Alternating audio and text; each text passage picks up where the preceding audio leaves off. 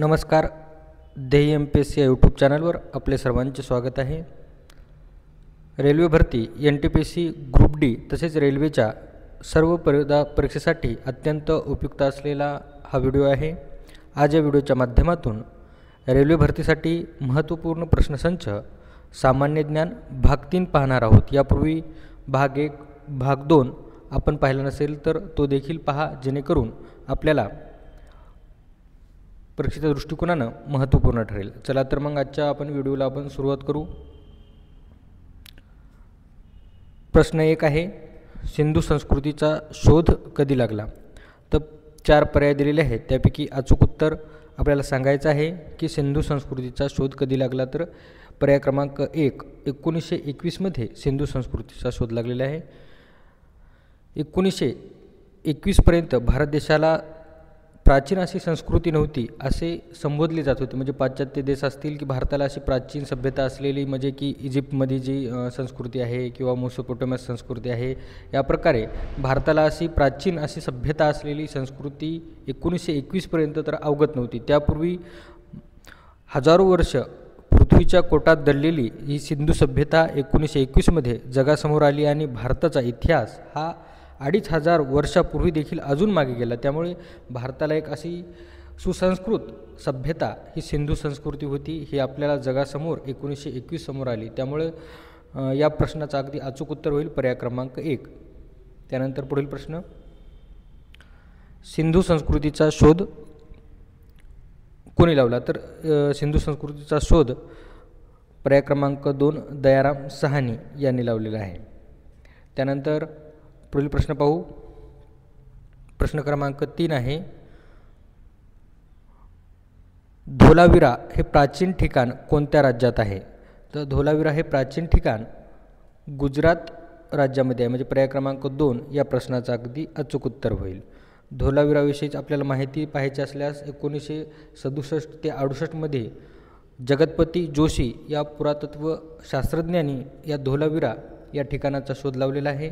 हे सिंधू संस्कृतीमधील महत्त्वपूर्ण शहरापैकी एक शहर आहे आणि धोलावीरा हे कशासाठी प्रसिद्ध होते? तर हे सर्वोत्कृष्ट पाणी व्यवस्थापन प्रणालीसाठी हे शहर सिंधू संस्कृतीमध्ये प्रचलित होते. म्हणजे इथली जी पाणी व्यवस्थापन, जलव्यवस्थापन या दृष्टिकोनानं महत्त्वपूर्ण नियोजनबद्ध अशी नगररचना धोलावीराची होती. आणि आपल्याला परीक्षेला सरळ प्रश्न विचारला जाऊ शकतो की धोलावीरा हे प्राचीन ठिकाण कोणत्या राज्यात आहे? तर धोलावीरा हे प्राचीन ठिकाण गुजरात राज्यामध्ये आहे. म्हणजे पर्याय क्रमांक 2 या प्रश्नाचं अगदी अचूक उत्तर होईल. त्यानंतर पुढील प्रश्न, सिंधू संस्कृतीमधील महास्नानागृह कोणत्या ठिकाणी सापडलेले आहे? खाली 4 पर्याय दिलेले आहेत, त्यापैकी आपल्याला सांगायचं आहे की सिंधू संस्कृतीमधील जे महास्नानागृह आहे ते कोणत्या ठिकाणी सापडले आहे? तर ते महास्नानागृह मोहनजोदारो म्हणजे मोहनजोदडो या ठिकाणी सापडलेलं आहे. प्राचीन जी सिंधू सभ्यता होती ही मातृसत्ताक आणि मातृपूजक असलेली संस्कृती होती. तिथल्या सिंधू संस्कृतीमध्ये आढळलेले नाणी किंवा इतर चित्र याच्यावर मातृदेवतेची पूजा, निसर्गाची पूजा हे त्यांना अधिक महत्त्व देणारे ही सिंधू संस्कृतीमधील लोक होते. त्याचबरोबर महास्नान याला देखील ते स्नानाला देखील महत्त्व होतेच. त्याचबरोबर सामूहिकपणे सिंधू संस्कृतीमध्ये एक आयताकृती तलाव ज्याचे सुमारे 12 मीटर बाय 7 मीटर आणि खोली 2.4 मीटर इतकं भव्यदिव्य असलेला तिथे तलाव सापडला आणि एकदम सुसज्ज असलेला हा तलाव होता. त्याचबरोबर या तलावामध्ये भाजक्या विटांचा वापर करण्यात आला होता. ड्रेनेज व्यवस्था होती, जेणेकरून पाणी निचरा होण्याची देखील सुविधा त्यामध्ये होती. शुद्ध अशुद्ध पाणी हे त्या स्नानागृहामध्ये टाकण्याची देखील त्या काळामध्ये व्यवस्था होती.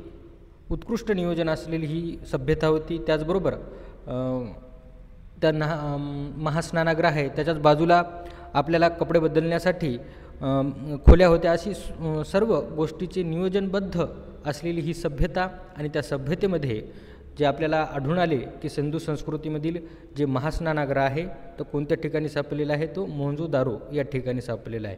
हे देखील आपल्याला माहीत असणं आवश्यक आहे, कारण की ही जी आपली संस्कृती आहे, या संस्कृतीपासून आपण बऱ्याचशा गोष्टी आपण शिकत आतापर्यंत आपण प्रगत अवस्थेमध्ये आधुनिक अवस्थेमध्ये आलेलो आहोत. त्या काळामध्ये सगळ्या गोष्टी ही नियोजनबद्ध होत्या. कोणत्याही यंत्रसामग्रीचा वापर न होता तिथल्या व्यक्तींनी एकदम नियोजनबद्ध काटेकोरपणे जे व्यवस्थापन आपल्याला पाहायला मिळते ते सिंधू संस्कृतीमध्ये आपल्याला पाहायला मिळते. त्यानंतर पुढील प्रश्न, सिंधू संस्कृतीमधील कोणत्या ठिकाणी नांगरलेल्या शेतीचे अवशेष मिळाले आहेत? तर या प्रश्नाचं अगदी अचूक उत्तर होईल पर्याय क्रमांक 3, कालिबंगन या ठिकाणी सिंधू संस्कृतीमधील नांगरलेल्या शेतीचे अवशेष मिळालेले आहेत. हे देखील परीक्षेच्या दृष्टिकोनानं अतिशय महत्त्वपूर्ण आहे. म्हणजे सिंधू संस्कृतीमधील मुख्य व्यवसाय कोणता होता, तर शेती हा होता. पशुपालन आणि शेती हा सिंधू संस्कृतीमधील प्रमुख असलेला व्यवसाय होता आणि नांगरलेल्या शेतीचे अवशेष कालिबंगन या ठिकाणी मिळतात. म्हणून पर्याय क्रमांक 3 या प्रश्नाचं अगदी अचूक उत्तर होईल. त्यानंतर पुढील प्रश्न क्रमांक 6 आहे, नृत्य करणारी कांस्य धातूची महिलेची मूर्ती कोणत्या ठिकाणी सापडलेली आहे? तर जे नृत्य करणारी कांस्य धातूची मूर्ती आहे ही मोहनजोदारो म्हणजे पर्याय क्रमांक 1 या ठिकाणी सापडलेली आहे. या पुतळ्याची उंची 10.5 सेंटीमीटर इतकी आहे. कधीकधी परीक्षेला विचारलं जाऊ शकते की त्या पुतळ्याची उंची देखील विचारली जाते, त्यामुळे हा प्रश्न देखील महत्त्वपूर्ण आहे. त्यानंतर पुढील प्रश्न, सिंधू संस्कृतीमधील विशाल अन्नागार कोणत्या ठिकाणी सापडलेले आहेत? त्याचबरोबर तेथील सिंधू संस्कृतीचे अजून व्यवस्थित स्नानागृह असेल किंवा विशाल अन्नागार असेल, हे देखील मोहनजोदारो या ठिकाणी सापडलेले आहेत. की अन्नधान्याची साठवण देखील तितकीच महत्त्वाची आहे, कारण कधी अवर्षणग्रस्त असेल, कधी भूकंप किंवा अन्य आपदा सारख्या गोष्टी घडतात, त्यावेळेस अन्नधान्य हे साठवून असणे किती आवश्यक आहे याचं देखील प्रचिती आपल्याला सिंधू संस्कृतीमधून आपल्याला पाहायला मिळते. त्यामुळे सिंधू संस्कृतीमधील अजून वैशिष्ट्य म्हणजे की अन्नागार, विशाल अन्नागार म्हणजे भले मोठे मोठे अन्नधान्य साठवून ठेवण्याचे ठिकाणी देखील त्या ठिकाणी आढळलेले आहेत. त्यामुळे या प्रश्नाचं अगदी अचूक उत्तर होईल पर्याय क्रमांक 2. त्यानंतर पुढील प्रश्न आहे, सिंधू संस्कृतीमध्ये स्त्री व पुरुष यांना एकाच ठिकाणी दफन केलेले अवशेष कोणत्या ठिकाणी आढळलेले आहेत? तर सिंधू संस्कृतीमध्ये स्त्री आणि पुरुष या दोन्ही एकाच ठिकाणी त्यांचे मृतदेह आढळलेले असे ठिकाण हे लोथल आहे. त्या ठिकाणी असे अवशेष मिळालेले आहे. म्हणजे तेथील सिंधू संस्कृतीमधील दफनविधी ही कशा प्रकारची होती, काही त्याच्यावरून आपल्याला तत्कालीन जीवनाचा आढावा मिळते की ते दाम्पत्य असू शकते आणि ते एकाच ठिकाणी आढळले. म्हणजे आधी त्याच्यापैकी कोणी एक वारलं किंवा त्याच्यानंतर त्याच्या साथीदारालाही काही दिवसानंतर त्याच्याच बाजूला आणून